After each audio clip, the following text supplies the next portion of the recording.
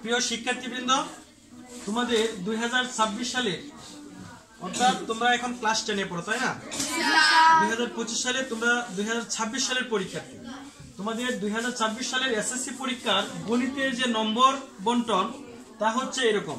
লক্ষ্য করো, তোমাদের এখানে সৃজনশীল প্রশ্ন এর জন্য সৃজনশীলের জন্য 50 নম্বর, সংক্ষিপ্ত প্রশ্ন 20 নম্বর, বহু নির্বাচনী প্রশ্ন 30 নম্বর। ঠিক এইভাবে সর্বমোট 100 নম্বরের পরীক্ষা হবে। দেখো এবার সৃজনশীল প্রশ্ন কিরকম থাকবে এবং কিভাবে থাকবে। সৃজনশীল ক বিভাগ বীজগণিত এর জন্য 2টি প্রশ্ন থাকবে। খ বিভাগ জ্যামিতি 2টি প্রশ্ন থাকবে। গ বিভাগ ত্রিকোণমিতি ও পরিমিতি এর জন্য প্রশ্ন থাকবে কয়টি? 2টি। আর ঘ বিভাগ পরিসংখ্যান, পরিসংখ্যানে মোট আরো প্রশ্ন থাকবে কয়টি? 2টি। পরিসংখ্যানের প্রশ্ন থাকবে 2টি। এভাবে মোট কয়টি সৃজনশীল প্রশ্ন থাকবে? 8টি। মোট সৃজনশীল প্রশ্ন থাকবে 8টি। এবার লক্ষ্য করো, প্রত্যেক বিভাগ থেকে একটি করে, অর্থাৎ ন্যূনতম একটি করে যে কোনো 5টি প্রশ্নের উত্তর দিতে হবে। এর মানে হচ্ছে তোমাদের ক বিভাগ থেকে একটি, খ বিভাগ থেকে একটি, গ বিভাগ থেকে একটি, ঘ বিভাগ থেকে একটি। কয়টা হবে?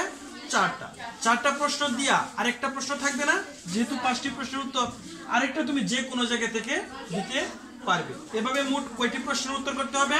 5টি। ঠিক আছে?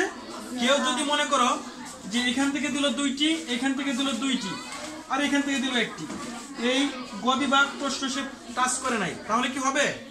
হবে না। তাহলে কি করতে হবে? প্রত্যেক বিভাগ থেকে একটি করে দিতে হবে। এরপরে যে একটা থাকবে, একটা তোমার যে কোনো জায়গা থেকে তুমি দিতে পারবে। এই হচ্ছে 5টি প্রশ্নের উত্তর দিতে হবে 5 10 50 নম্বর। ঠিক আছে? এরপরে যাচ্ছে সংক্ষিপ্ত প্রশ্ন। দেখো তোমাদের সিলেবাস অনুযায়ী সংক্ষিপ্ত প্রশ্ন থাকবে 15টি। কয়টি প্রশ্ন থাকবে? 15টি। এর জন্য উত্তর করতে হবে 10টি। এই 10 দুগুণে 20, অর্থাৎ এক একটা প্রশ্ন সংক্ষিপ্ত প্রশ্ন 2 নম্বরের জন্য 10টা প্রশ্নের উত্তর 10 দুগুণে 20। এবং বহু নির্বাচনী প্রশ্ন, দেখো বহু নির্বাচনী প্রশ্ন 30টি প্রশ্ন থাকবে, সব কটি উত্তর দিতে হবে, অর্থাৎ এক করে। তাহলে 30 একে 30। ঠিক আছে? এখন বহু নির্বাচনী প্রশ্ন, দেখো বহু নির্বাচনী প্রশ্ন কিভাবে থাকবে এটা তোমাদের আমি দেখাচ্ছি। বহু নির্বাচনী প্রশ্নও কিন্তু এটারও বিভাগ রয়েছে। যেমন বীজগণিত থেকে থাকবে তোমার 12 থেকে 15টি। কয়টি থাকবে? 12 থেকে 15টি। জ্যামিতি অংশ থেকে থাকবে 10 থেকে 13টি। 10 থেকে 13টি। এবং ত্রিকোণমিতি, দেখো ত্রিকোণমিতি, পরিসংখ্যান, ত্রিকোণমিতি, পরিমিতি ও পরিসংখ্যান থেকে প্রশ্ন থাকবে 5টি। এইভাবে মোট থাকবে কয়টি? 30টি। মোট 30টি তোমাদের অবজেক্টিভ বা এমসিকিউ থাকবে। ঠিক আছে? সবগুলোর উত্তর দিতে হবে। তোমরা কি বুঝতে পারছো এটা? জি স্যার। ধন্যবাদ সবাইকে।